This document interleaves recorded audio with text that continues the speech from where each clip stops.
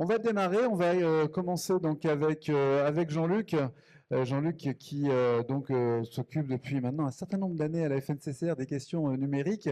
Ça avait commencé par des travaux très importants sur les smart grids. Tu as eu un travail de pionnier sur l'ensemble de ces sujets-là pour l'ensemble des membres de la FNCCR. Peut-être que tu vas nous redire ce que c'est que la FNCCR, mais même si tout le monde connaît. Et depuis combien de temps elle s'occupe de numérique? Et maintenant, comment aujourd'hui s'articule finalement cette convergence entre les réseaux numériques et les réseaux électriques, où il y a beaucoup d'attentes sur les économies d'énergie, parce que l'énergie est de plus en plus chère ou de moins en moins bon marché, et qu'il y a vraiment des enjeux d'économie et aussi de sobriété qui viennent se nicher là derrière. C'est à toi. Merci. Effectivement, ça ne nous rajeunit pas. Notre première étude de Smart City, Smart Grid, c'était il y a plus de 15 ans, qui s'était transformée en réalité dans les retours à une prise de conscience de l'enjeu sur les data, de la sécurité. Voilà, c'était à l'époque, on était parti sur les Smart Cities, on s'était aperçu que les Smart Cities, c'était pas très compliqué à faire. Par contre, il y avait un vrai problème de gestion des données derrière tout ça. Et aujourd'hui, on en est conscient, effectivement, doublement. Alors, à la Fédération nationale des collectivités concédantes et régies, la FNCCR, on travaille dans le secteur de l'énergie, dans le secteur de l'environnement, de l'eau, des déchets et puis du numérique. Dans l'énergie, on travaille un peu sur tous les sujets, c'est-à-dire les réseaux électriques, réseaux de gaz, réseaux de chaleur, réseaux de froid, l'éclairage public, les bornes de recharge et la production d'énergie renouvelable. Donc ça vous donne un peu le panel des sujets énergétiques. Dans l'eau, on travaille sur le petit cycle de l'eau et le grand cycle de l'eau. Donc là, c'est pareil, tous les sujets de l'eau, hein, y compris le pluvial, la GEMAPI. Dès qu'il y a une molécule d'eau, on s'en occupe. Et dans le numérique, c'est à la fois les infrastructures télécom, les usages et tout ce qui est transverse avec la data, la cybersécurité, et puis la cartographie, voilà, des enjeux d'aujourd'hui, quoi. L'IA, bien sûr, on peut pas faire autrement que s'occuper d'IA, tout le monde s'en occupe, voilà, donc on n'a pas le choix. Ouais, exactement. Exactement. Alors là, les enjeux, parce que pourquoi la FNCCR en est arrivée là, vous constaterez quand même que ces trois domaines, c'était évoqué ce matin par Régis Banquet, hein, le président du CIADEN, on s'aperçoit que l'eau est une souveraineté. On s'est aperçu aussi pendant le conflit en Ukraine et en Iran que l'énergie était une souveraineté aussi, hein, voilà. Et on a compris avec l'IA que le numérique aussi en est une. Donc on travaille sur trois secteurs d'activité sur lesquels il n'y a pas de doute sur l'enjeu de souveraineté pour l'avenir. Ça veut dire que si on ne construit pas cette souveraineté, parce qu'elle n'existe pas aujourd'hui, hein, la souveraineté dans ces domaines, si on ne la construit pas, c'est-à-dire si on ne commence pas maintenant à la construire, dans 20 ans, on y sera encore. Voilà. Ou 30 ans, on ne l'aura pas réalisé. Et donc, il y a cet enjeu qui est essentiel. Et dans le contexte, évidemment, international, c'est au-delà de la géopolitique, donc je ne vous donnerai pas mon avis sur tout ça, mais il y a quand même des enjeux sur la transition énergétique, puisque c'est un peu quand même la table ronde de cet après-midi. C'est la mutation, en gros, dans ce contexte de souveraineté, d'un passage de l'énergie fossile à l'énergie non fossile. Ça veut dire quoi? Ça veut dire que c'est la fin du pétrole, c'est la fin du gaz fossile. Et il faut substituer à ces technologies d'autres technologies. Vous l'aurez compris, puisque c'est assez récent, la loi, la PPE sur l'énergie consacre l'électrification du modèle, en France en tout cas, considérant que le nucléaire est un atout. C'est pas faux, c'est pas entièrement vrai, mais c'est pas faux non plus, hein. Le nucléaire existe, il est là. On ne va pas démonter les centrales qui fonctionnent toujours, évidemment, hein, ça n'aurait pas de sens. Donc, il y a un enjeu de savoir dans 30, 40, 50 ans, quelles seront ces technologies. Aujourd'hui, la durée de vie des centrales, on est à 40 ans de durée de vie, hein. On pense pouvoir les faire tenir 20 ans de plus, c'est-à-dire qu'on est en 2026, on sera donc en 2046. Mais d'ici 2046, qu'est-ce qu'on fait pour finalement lutter en termes de production énergétique? Et cette mutation sur la production énergétique, quels impacts va-t-elle avoir sur l'exploitation, la maintenance des réseaux d'énergie, les réseaux électriques, les réseaux gaz. Ça nécessite aujourd'hui, on le sait, ça nécessite environ 5 à 600 milliards d'investissements, à la fois sur les réseaux, sur les centrales nucléaires, sur les ENR. C'est entre 5 et 600 milliards d'investissements qui sont à produire d'ici 2050. Pour arriver aux objectifs, finalement, du traité de Paris, vous vous rappelez, hein, le traité, le fameux traité, c'est un traité, hein, on l'a signé, et comme les traités s'appliquent en droit, donc ils sont obligatoires. Donc on a signé ce traité et donc on a cet objectif, on a gardé cet objectif de mutation. Donc dans cette mutation profonde, par quoi on commence, quoi, en gros, hein, quels sont les sujets qu'on aborde. En réalité, à la FNCCR, ça fait longtemps, et ses adhérents, ça fait longtemps qu'ils ont commencé. Il y a à peu près dans l'énergie entre 120 et 140 sociétés d'économie mixte sur l'ensemble du territoire. Tous ne sont pas adhérents de la FNCCR, mais il y a plus de la moitié qui sont adhérents parce que ce sont des syndicats pour beaucoup d'énergie qui ont construit ces SEM, qui commencent à produire de l'énergie renouvelable et avec une multiplicité de technologies, hein, que ce soit le CER, le solaire, l'éolien, la biomasse, les micro-barrages électriques. Donc c'est assez créatif, ça produit beaucoup et ça ne s'arrête pas.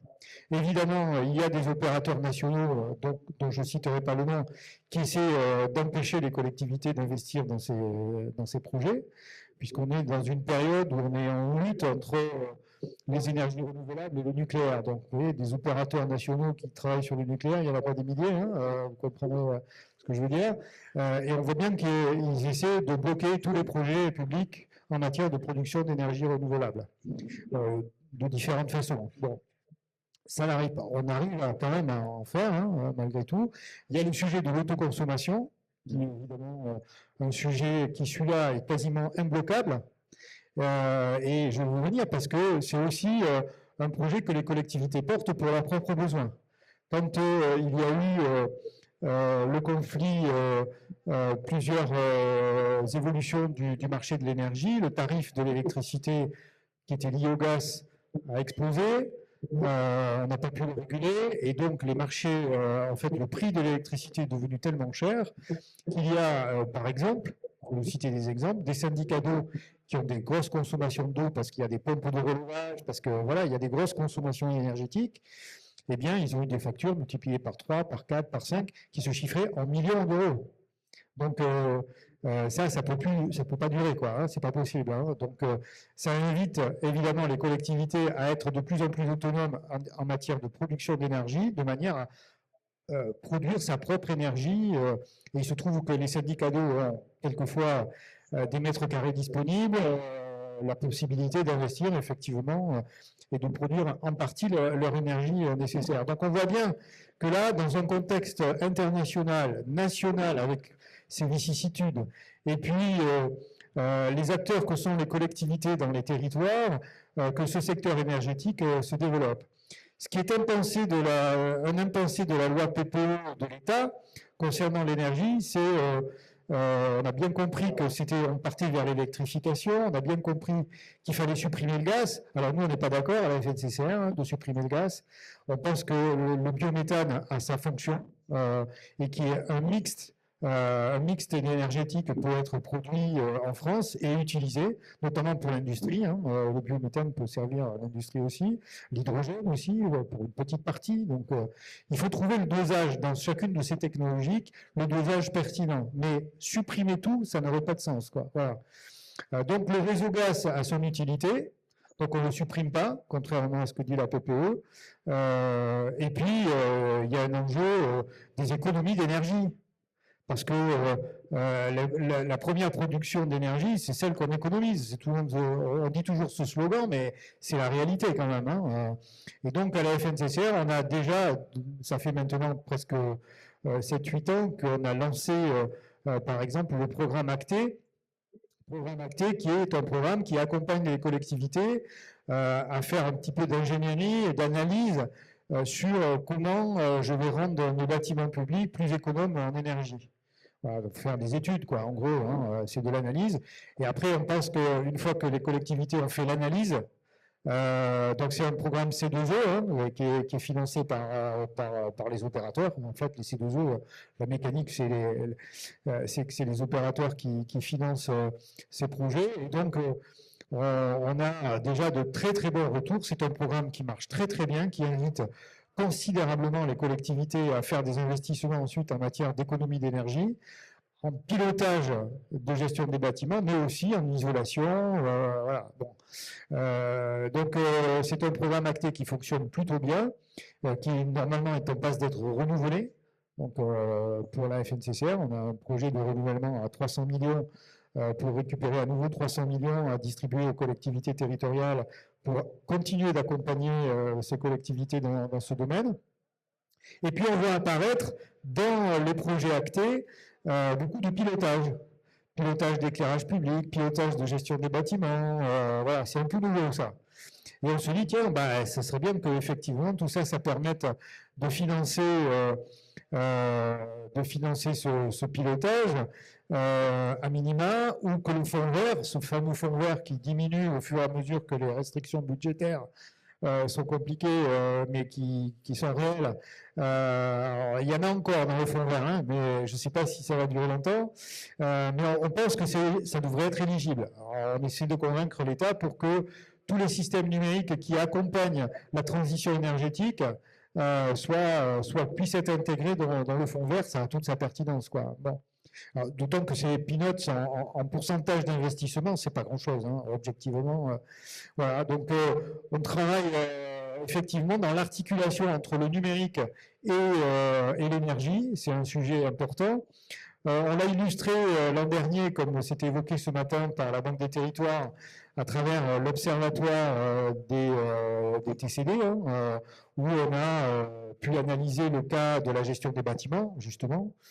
Et où il n'y a pas de doute sur les retours sur investissement de la gestion des bâtiments. D'ailleurs, c'était pour moi un peu une surprise. Je pensais que le pilotage de l'éclairage public permettait de faire de meilleures économies que dans la gestion des bâtiments. Pas du tout. Parce qu'en fait, ça se fait déjà un peu naturellement, les économies d'énergie dans l'éclairage public.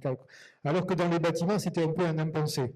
Et donc, dès qu'on numérise un bâtiment, dès qu'on le pilote, on perçoit beaucoup plus de choses qui produisent pas mal d'énergie, d'économie d'énergie, effectivement. Donc, c'est quasiment une priorité. Piloter ces bâtiments, ça devient une priorité. Le bâtiment public, ça veut dire quoi? Ça veut dire les écoles élémentaires, préélémentaires, collèges, lycées, les bâtiments sociaux pour les départements, les mairies. Ça fait beaucoup de bâtiments sportifs et culturels. Les équipements sportifs, effectivement, qui sont souvent énergivores d'ailleurs, parce qu'avec des gros volumes. Donc voilà, déjà, si on était capable de piloter tout ça en gestion des bâtiments, on ferait énormément. Ça va se jouer en milliards. C'est de ça dont je parle. Hein. On n'est plus en dizaines de millions d'économies, on est en milliards d'économies. Hein. Donc c'est pas négligeable. Je pense qu'il faut y aller. Il faut y aller. Je crois que c'est une illustration un petit peu de ce que la FNCCR peut accompagner. Alors on voit bien que dans le pilotage et dans le numérique, c'est assez générique quand je dis le numérique. En réalité, ça va être les réseaux LoRa, comme on l'a évoqué un peu pendant ces 2 jours, hein, mais il n'y a pas que les réseaux LoRa, il y aura peut-être aussi de la 5G privée pour piloter tout ça. Voilà, il y a plusieurs types de technologies qui peuvent être utiles d'un point de vue numérique pour accompagner cette mutation. Et puis, il y a les ENR que j'évoquais tout à l'heure dans la production d'énergie renouvelable. Là aussi, il y a des enjeux qu'on commence à percevoir en matière d'énergie, c'est qu'il y a des enjeux de l'adéquation entre la production et la consommation dans l'énergie, surtout quand on gère des centrales nucléaires et 52 réacteurs. Et donc, il y a un enjeu de flexibilité et de souplesse. Et le pilotage de la flexibilité, on voit bien que ça passe par le numérique. S'il n'y a pas une connexion de tous les outils de production et de toute la consommation quasiment sur une même systémique, je fais simple, hein, avec des algorithmes qui analysent tout ça en temps réel et qui sont capables de piloter tous ces équipements en temps réel, on n'y arrivera pas. Or là, on peut gagner quasiment 15 à 20% sur la flexibilité en matière énergétique. Et 15 à 20%, ça veut dire quoi? Ça veut dire qu'on optimise l'ensemble du dispositif national avec un système numérique qui permet d'économiser ce que normalement on aurait dû faire dans les pointes de consommation. En fait, il y aurait besoin de moins d'infrastructures de production pour gérer ces pointes. Donc on évite, si j'ose dire, les moments un peu critiques en termes de consommation énergétique. Donc ça veut dire probablement 4 ou 5 centrales en moins qui seraient nécessaires, peut-être des ENR aussi en moins nécessaires, enfin bon voilà. Donc on voit qu'il y a pas mal d'usages qui sont assez clés, mais sans le numérique, ça ne fonctionnera pas. Donc on voit bien la fusion petit à petit de ces deux technologies dans la transition énergétique et écologique. Et puis peut-être pour terminer sur un peu ce panorama du rapprochement entre l'énergie et le numérique, alors le CIADEN est l'illustration. Le CIADEN est l'illustration. Les mêmes, oui. Voilà, le CIADEN est l'illustration d'une structure publique qui a fait ce rapprochement de façon assez naturelle, en se disant, bah, nous on est opérateur de réseau, enfin, on est propriétaire d'un réseau électrique, de réseau de gaz, de réseau de chaleur. Bah, pourquoi on ne serait pas propriétaire d'un réseau fibre, d'un réseau IoT? Bah, évidemment, évidemment. Et que nous, de là où on est, à la FNCCR, on perçoit qu'il n'y a pas que le CIADEN. Il y a le CIPEREC qui fait ça, il y a le CICTIAM sur la Côte d'Azur, il y a la Haute-Savoie avec le CIAN. Et la Loire. La Loire, effectivement. Donc on voit bien que c'est déjà le cas dans un certain nombre de structures. Et dans d'autres territoires, quand il y a deux structures séparées, elles s'entendent. Dans la plupart des cas, elles s'entendent. Il y en a un qui construit le réseau IoT et l'autre qui fait les services. Voilà. Et on voit ces partenariats qui se mettent en œuvre.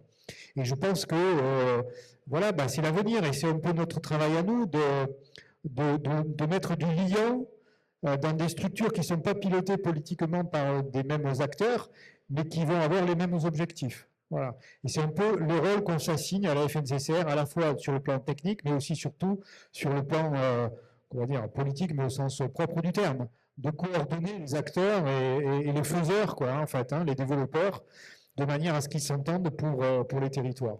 Voilà notre positionnement aujourd'hui et pour l'avenir.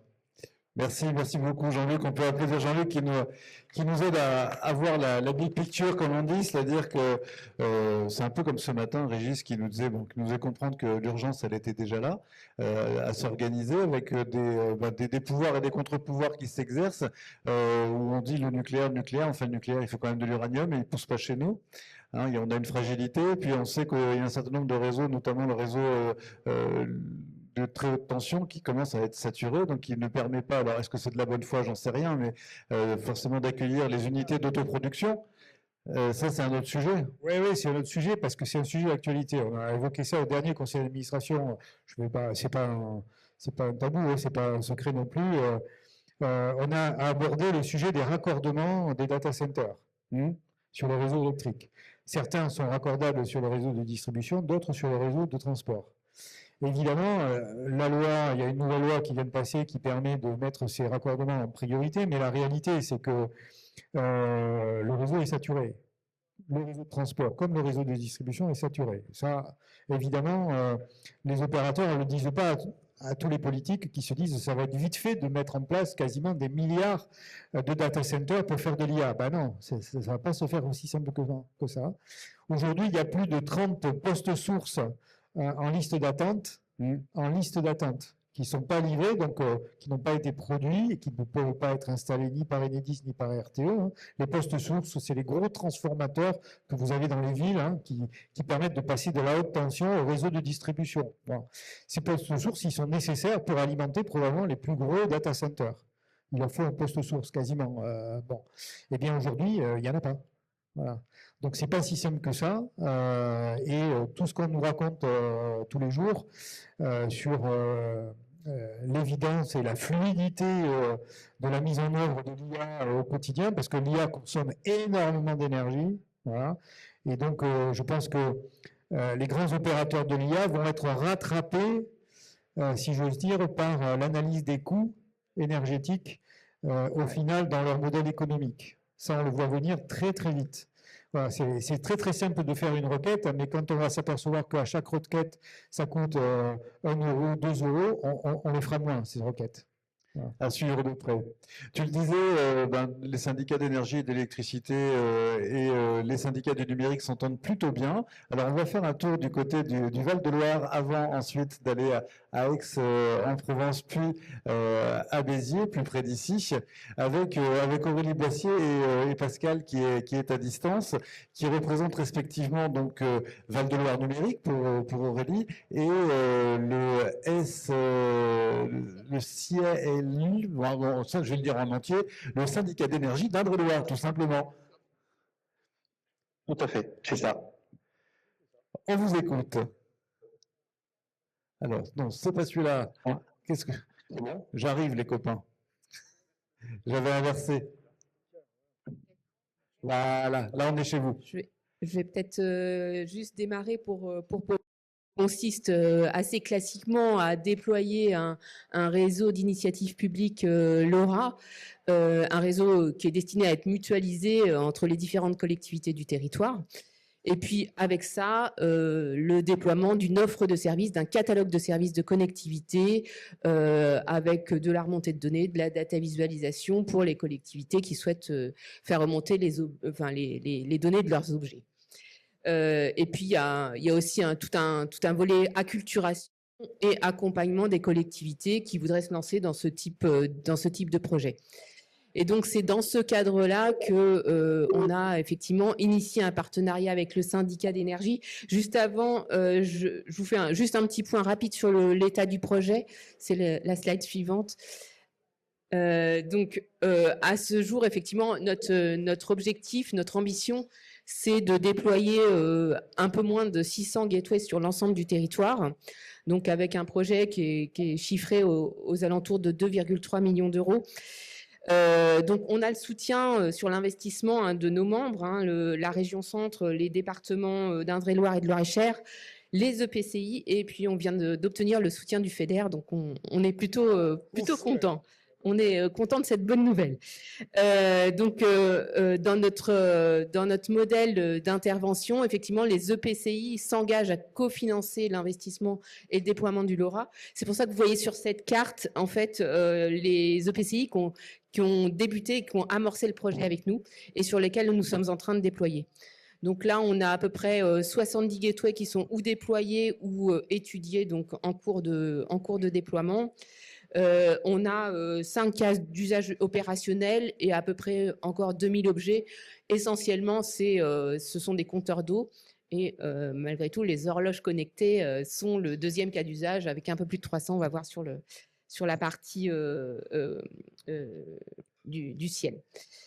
Donc le partenariat, parce que c'est quand même le sujet, le partenariat, donc il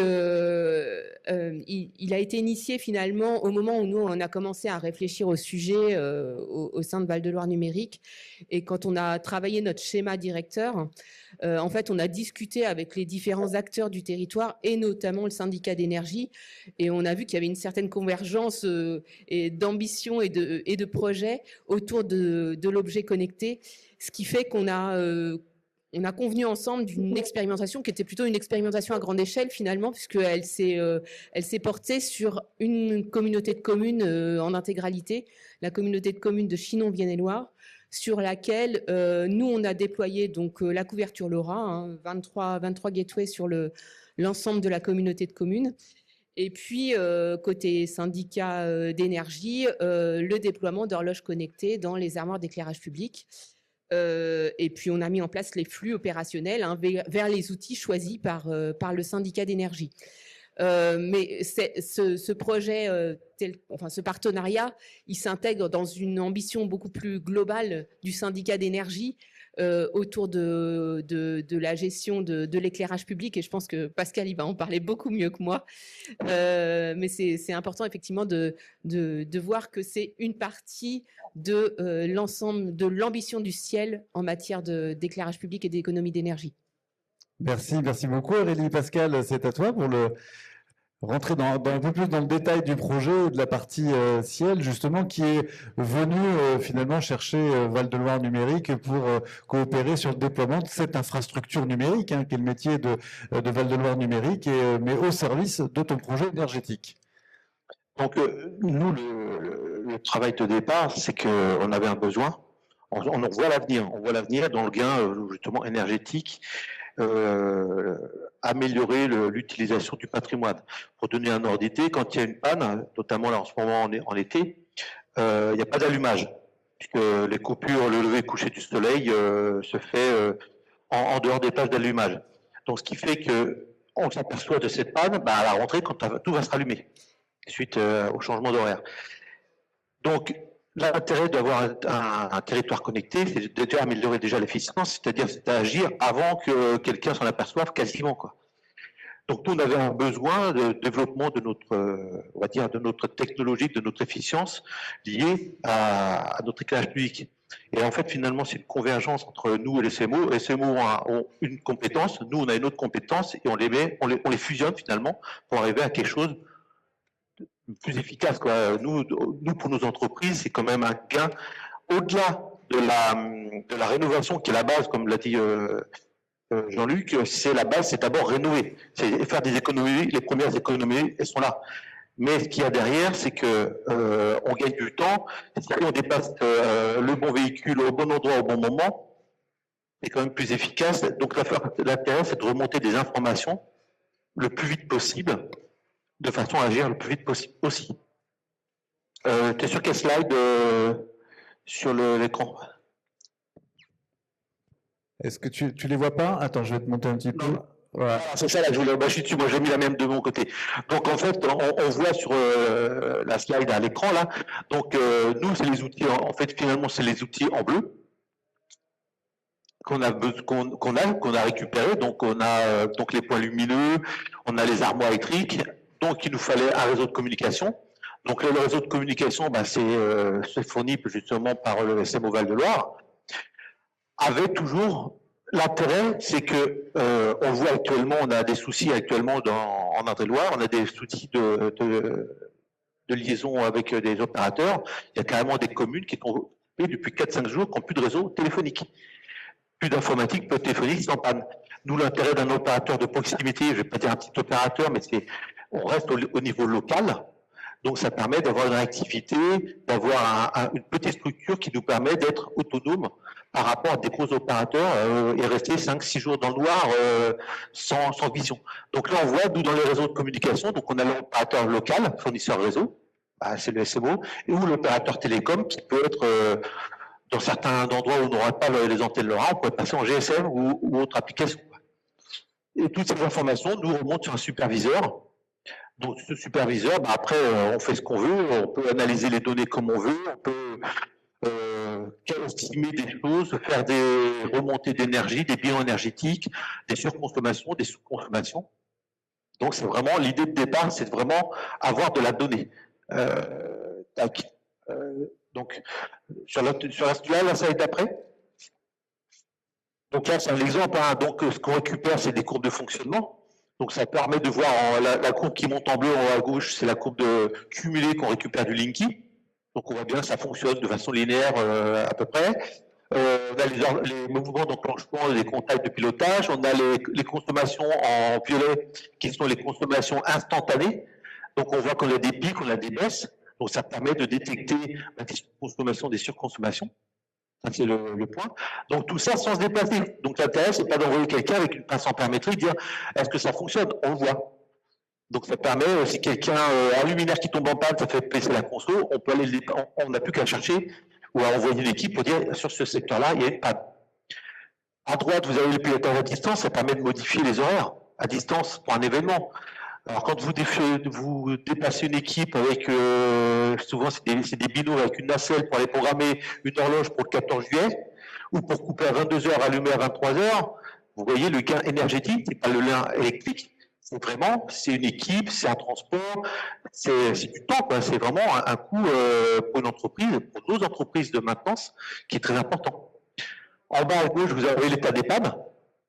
On a eu le cas au mois de mars, en une journée, je crois que c'était le 24 mars, on a eu 97 pannes sur le secteur. Et là, on se dit, toi, il y a quelque chose qui se passe sur ce secteur-là, il est sensible au vent. Et on a eu un petit coup de tempête et on s'est rendu compte, sensible au vent.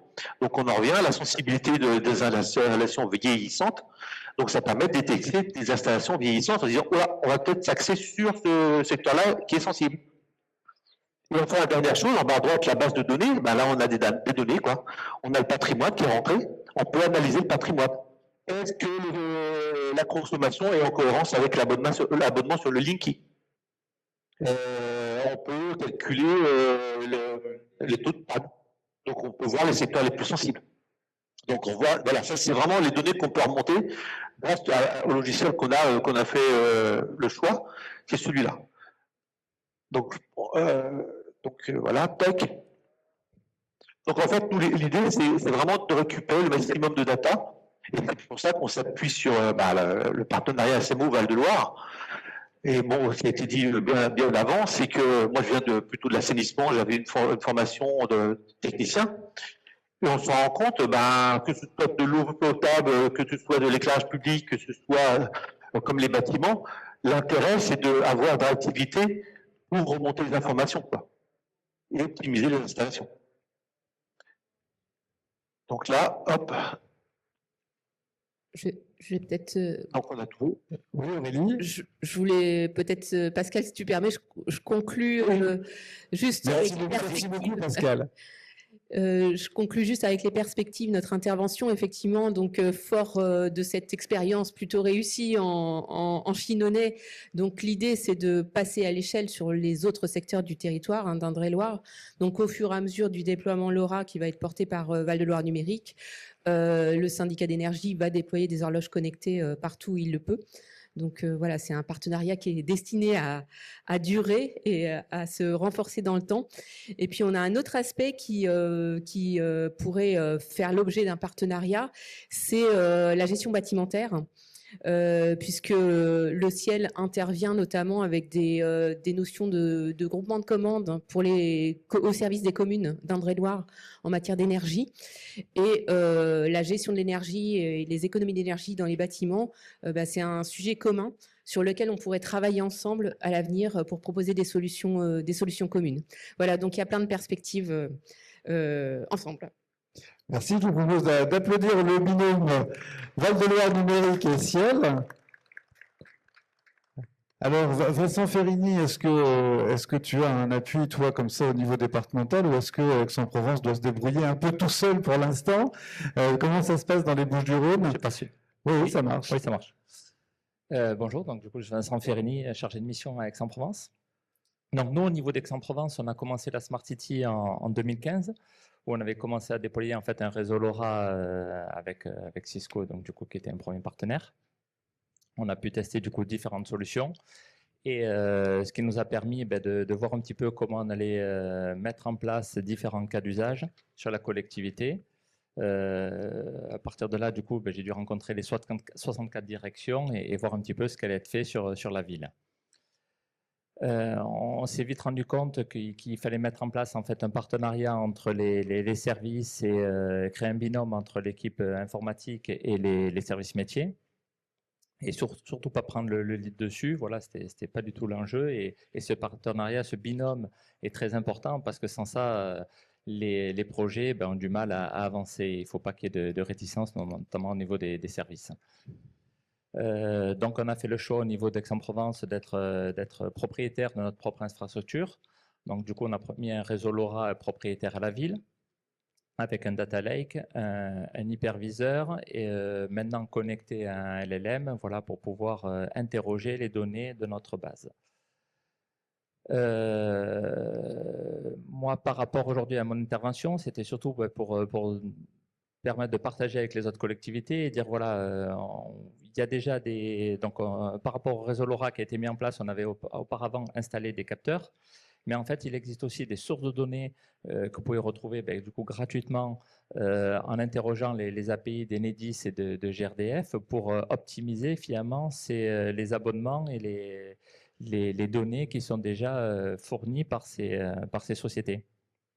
Donc voilà, aujourd'hui je voulais un petit peu partager ça en montrant que nous, au niveau d'Aix-en-Provence, par rapport aux 1000 compteurs électriques qu'on peut avoir sur la ville et aux 130 compteurs de gaz, une optimisation peut être faite et du coup, c'est quelque chose qui vous permet d'assez vite réaliser des économies. Nous, sur Aix-en-Provence, au niveau de l'électricité, on en est à peu près à 300 000 euros et 50 000 sur l'optimisation aussi des abonnements gaz. Voilà, donc après, je vais passer sur l'interface pour vous montrer ça. Ce qu'il faut aussi, c'est par rapport au projet, c'est qu'il y a un gros portage en haut niveau, au niveau des politiques, pour que ce soit appuyé et que ça passe bien dans les différentes directions. Parce que sinon, après, il peut y avoir des réticences au niveau des directions, du coup, dans certains cas d'usage. Tu peux me rejoindre et Ouais. on va basculer sur ta machine. Il va vous montrer son outil de pilotage. Hop, c'est ici. Mais on l'entend, il faut un portage politique, c'est-à-dire que c'est main dans la main et c'est pas toi qui vas faire la morale au service, mais tu te mets au service de ces services. Service, voilà, effectivement, les ayant rencontrés, en voyant leurs besoins, c'est être vraiment au contact des directions et comprendre après leur métier pour pouvoir après s'interfacer avec eux, leur apporter toute l'expérience ou l'information en fait, qu'on peut mettre en place. Bon, là, par exemple, je vous montre le cas d'usage de l'électricité. Donc, en fait, c'est juste, on s'est interfacé avec l'API d'Enedis pour remonter les 1000 compteurs électriques, donc, ce qui offre aussi, en fait, des mêmes outils et les mêmes fonctionnalités aux différentes directions. Peu importe que les gestions, par exemple, de l'éclairage public, des bâtiments, services des sports, du coup, ça leur donne des mêmes outils pour pouvoir optimiser après le réseau. Donc là, par exemple, vous le constatez, voilà, on remonte les points par direction. Ça nous donne aussi des informations au global. Donc on récupère toutes les données qui peuvent être données par Enedis. Sur la consommation globale, on peut voir après voilà, ce qui est fait par service.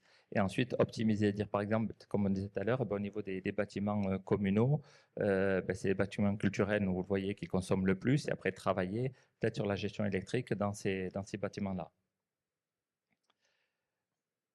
Pour savoir aussi si un projet fonctionne bien, mais moi, en fait, le but, c'est faire en sorte que les directions se connectent après tous les jours sur l'interface pour optimiser et pouvoir utiliser au mieux les fonctionnalités utiliser ces données. Donc les services l'utilisent pour optimiser. On peut voir qu'après, on pourrait faire un ratio entre les puissances souscrites et les puissances utilisées et dire à partir du moment où le ratio est supérieur à 1, en fait, il y a une optimisation de l'abonnement à mettre en place. Et chose qui a déjà été faite, et c'est là-dessus où effectivement on a le plus de gains qui est réalisé. Les services s'en servent aussi pour recevoir des alertes en fait, journalières et dire par exemple le matin, ils voient bien ce qui n'a pas fonctionné par exemple la veille au niveau de l'éclairage public et pour intervenir après sur ces sites-là pour optimiser ça. Et sur le gaz, c'est un petit peu pareil.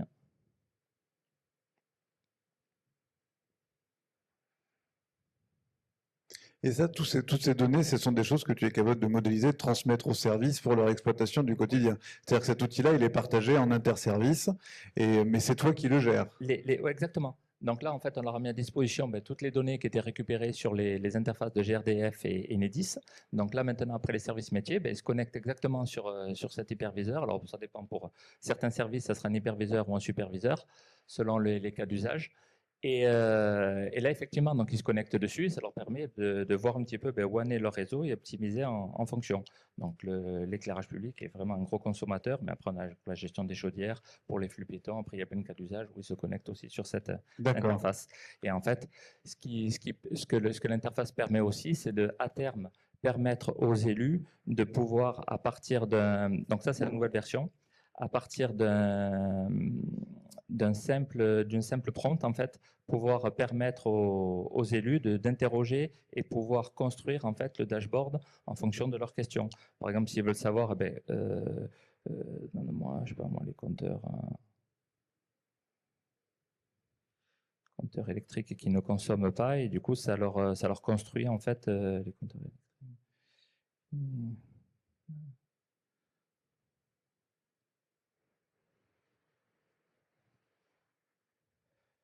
depuis un an. Voilà, hop.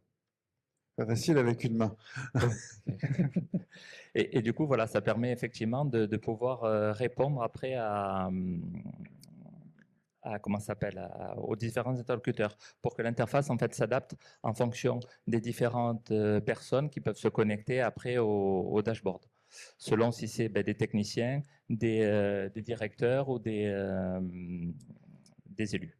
Voilà, ce qui leur permettrait en fait aux élus de pouvoir répondre plus facilement aux citoyens. Maintenant, quand ils sont interrogés en disant pourquoi ça ne fonctionne pas chez moi, qu'est-ce qui se passe, voilà, du coup, ça leur permettrait, ils n'ont pas à savoir comment marche l'interface et finalement, ils peuvent interroger et du coup avoir la réponse là-dessus. Et toi aujourd'hui, donc tu es soutenu dans cette démarche-là par un adjoint au maire, Salah-Eddine Kouyel. C'est important, c'est quoi son job à lui? Nous soutenir et aider en fait à promouvoir et mettre en place des différents cas d'usage, à les faire du coup passer au niveau des différentes directions. Ouais. Parce que des fois, effectivement, sur certains cas d'usage, il y a pu avoir une petite réticence, notamment pour le cas du nettoyage, où des fois les capteurs étaient mal vus, les agents pouvaient le ressentir comme une surveillance en fait du travail.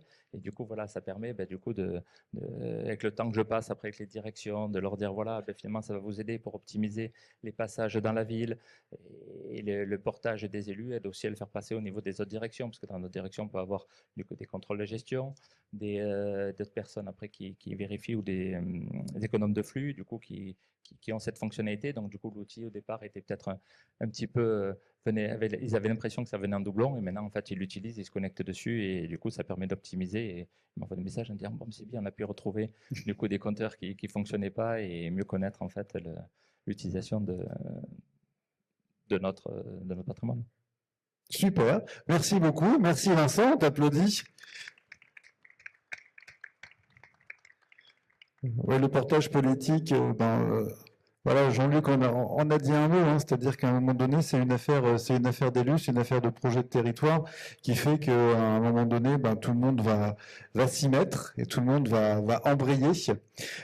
C'est un projet à Aix-en-Provence, hein, sur une ville. On va terminer avec toi, Léola, pour témoigner donc avec les excuses de Stéphane Lerendu, responsable du bureau des flux de Béziers, qui devait être avec nous, qui était là hier, mais qui n'a pas pu rester malheureusement.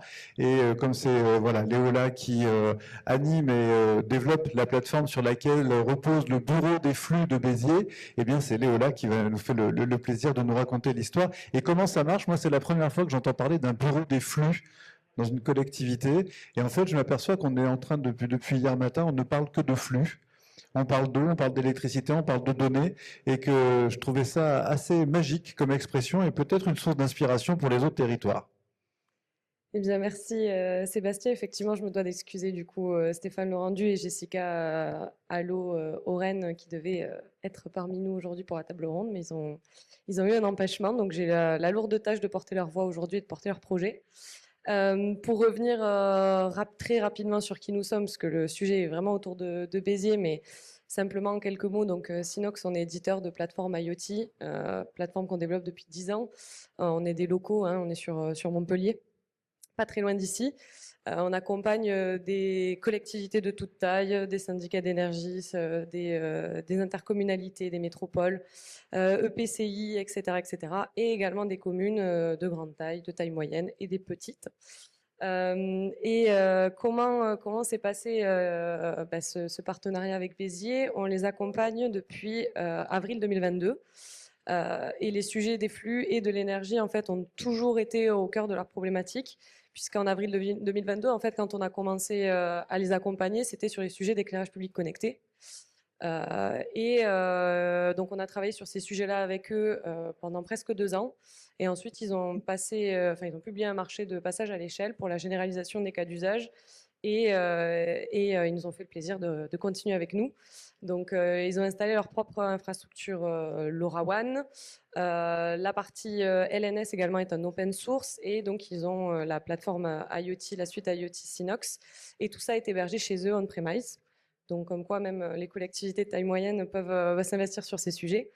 Leur approche, elle est vraiment forcément souveraine. Tous les enjeux aussi de cybersécurité, ils étaient extrêmement importants pour eux. Et surtout, ils voulaient avoir une solution mutualisée et interopérable qui répondrait à tous ces sujets. La question aussi des flux, elle s'est très vite posée puisque le bureau des flux, donc le fameux, a été, on va dire, moteur sur les usages.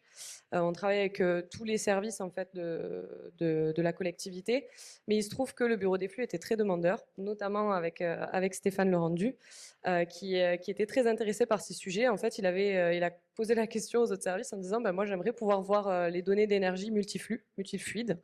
Et en fait, il a découvert qu'il avait déjà Synox. Donc c'est souvent le cas. Et c'est ce qu'on a pu dire hier en atelier. En fait, c'est dans les collectivités et dans les communes notamment, mais pas que. On a vraiment une approche souvent silotée. Et donc là, lui, il a été très moteur pour le coup pour aller aussi chercher les autres services au-delà de l'énergie pour amener de nouveaux usages aussi sur la plateforme. En tout cas, la démarche du bureau des flux, c'est le suivi énergétique, donc électricité, gaz et eau. Ils ont des gestionnaires de flux, donc qui correspondent en fait à des économes de flux au sein de la collectivité, qui suivent ces différents fluides via la plateforme. Pour aller un petit peu plus dans le concret, au niveau de la gestion énergétique dans le bâtiment, on a commencé avec eux donc en 2024 sur le passage à l'échelle, avec la remontée très classique des compteurs Enedis et GRDF. Puisque vous avez déjà dans les collectivités ces compteurs qui sont communicants et qui sont finalement déjà en fait des capteurs. Donc pas forcément besoin d'aller rajouter de l'IoT ou des capteurs, alors qu'on peut déjà remonter ces sources de données qui sont extrêmement importantes et pertinentes. Et ce qu'on a couplé aussi, et qui est vraiment, vraiment intéressant, c'est qu'on a réussi à travailler avec Suez sur ces sujets. Et donc on récupère aussi les données des compteurs d'eau, Suez via API, sur la plateforme Synox. Et grâce à ce portail multifluide eau, électricité et gaz, ils ont des tableaux de bord comparatifs en fait sur leurs différents bâtiments, sur leurs différents compteurs, pour pouvoir analyser ça de manière plus globale et d'arrêter, au-delà du silo dans les services, du silo dans les flux en fait. Donc ça, c'est vraiment, vraiment une approche intéressante. Au-delà de ces sujets-là, le bureau des flux, il est venu nous voir aussi l'année dernière en disant on a refait toutes les halles de Béziers, on a rénové nos halles, qui sont vraiment la vitrine de Béziers, puisqu'ils ont été élus plus beau marché de France en 2025. Donc c'est une très jolie vitrine et je vous invite à y aller parce que c'est pas très loin de Carcassonne. Et la problématique dans ces halles, c'était qu'ils voulaient suivre les flux. Ils voulaient suivre notamment la consommation des chambres froides en sous-sol. Donc bon, on a eu le plaisir d'aller sur site, mais surtout dans les sous-sols, donc c'est un peu moins glamour. Donc le sujet, c'était de suivre la consommation des chambres froides et suivre la consommation d'eau et la consommation électrique des étaliers pour faire de la refacturation. Donc là-dessus, on les a accompagnés à leur côté technique sur la mise en place de compteurs MID pour la refacturation et de la récupération de données via des capteurs. Donc des capteurs de comptage souvent impulsionnels ou alors des capteurs Modbus. Pour pouvoir remonter tout ça sur la plateforme et avoir une vision globale de la consommation énergétique par étal au sein des halles. Donc ça a été couplé au-delà de cet aspect de refacturation des étaliers à l'analyse de l'attractivité touristique au sein des halles. Donc là, on sort un petit peu du sujet purement énergétique, mais c'est aussi pour montrer que la consommation énergétique, elle est liée à l'usage de nos bâtiments en fait. Quand il y a beaucoup de monde, il y a beaucoup de consommation. Donc pour les accompagner sur la mise en place de seuils et d'alertes, c'était très intéressant de coupler le flux touristique et l'affluence au sein des halles avec la consommation énergétique. Donc eux, ils avaient déjà investi beaucoup dans les caméras de vidéoprotection. Ce qui fait que là, de la même manière, dans une démarche de ne pas aller rajouter du capteur ou des connectivités complémentaires, on a essayé de les accompagner sur ces sujets et eux, ils avaient le flux Wintix en fait, qui vient s'ajouter sur les caméras de vidéoprotection et qui permet de faire de l'analyse de zones. Donc là, c'était à l'entrée des halles pour faire du comptage en fait, tout simplement de piétons et de connaître du coup l'affluence en fonction des périodes et des horaires directement dans les halles. Et donc, ils couplent du coup ces données de consommation énergétique avec ces données de comptage. Donc ça, c'est extrêmement intéressant aussi. Donc pour revenir aussi sur la partie énergétique, au-delà des halles, on a lancé ce projet un petit peu en même temps sur les sujets aussi ENR. Donc on en a beaucoup parlé, mais c'est vraiment le futur de l'énergie, hein. Et beaucoup de collectivités actuellement et Béziers ont des installations de panneaux photovoltaïques. Sur Béziers, ils ont 4 installations pour l'instant et la problématique, c'est qu'ils ne suivaient pas du tout la consommation et la production sur leurs installations. Donc pareil pour tout ce qui était maintenance, nettoyage des panneaux photovoltaïques, ils n'avaient aucune vision, ils faisaient un petit peu au pif, comme on dit. Donc là, on a commencé sur une première installation photovoltaïque avec un module LoRa de sous-comptage pour valoriser bien évidemment leur investissement sur ce réseau-là.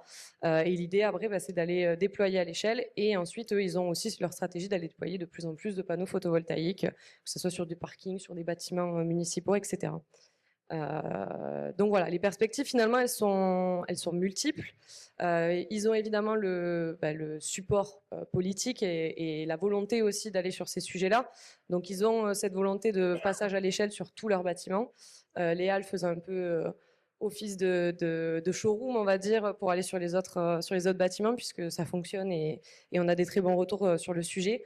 Et d'aller déployer et de continuer sur la partie photovoltaïque et pourquoi pas aussi sur d'autres installations comme les bornes RVE par exemple. Donc voilà, les sujets autour de l'eau, ça continue aussi. Ils continuent cette démarche-là et on les accompagne aussi sur les sujets autour de l'arrosage connecté. Donc là, on est carrément allé sur le terrain, on allait rencontrer les services métiers qui initialement sont plutôt sur des solutions propriétaires, pas forcément françaises. Et donc là, il y a une vraie volonté de leur DSI au niveau de Béziers d'essayer de mettre tout ça sur la plateforme Synox et on accompagne aussi par les fabricants français pour faire du développement sur des capteurs qui ne sont pas encore existants et donc de pouvoir piloter l'arrosage, de coupler ça avec les données d'humidité des sols. Et on a eu le plaisir du coup de faire la visite des équipements sportifs de Béziers.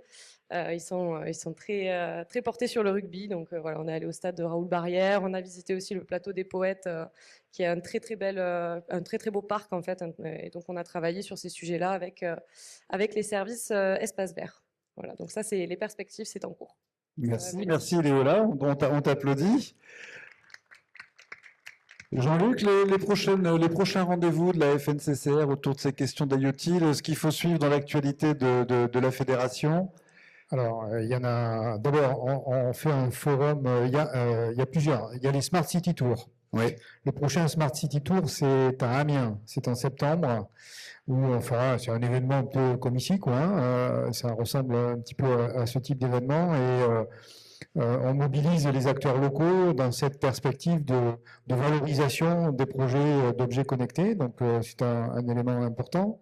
Ensuite, au mois d'octobre, le 1er octobre, nous mettons en œuvre le 3e forum de la data, national de la data, qu'on organise avec le ministère, avec la DINUM, Direction interministérielle des systèmes. Donc ça se passe à Paris? C'est à Paris, c'est au ministère, effectivement, c'est à Ségur, c'est dans les locaux à Ségur, c'est une journée complète sur les enjeux de la donnée.